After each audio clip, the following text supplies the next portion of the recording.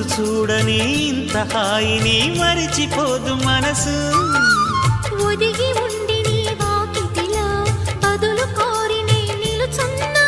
దారి తెలియని చీకటిలో వెలుగు చూసి కాదంటానా. ఊరించి ఇది ఏ మాసం? ప్రేమించే ప్రతి గుండెను అందెల సందడి చేసే హేమంతం ఇది. మన సొంతం అయినది. కిలకిల నవ్వే కోయిల కోసం వచ్చింది మధుమాసం.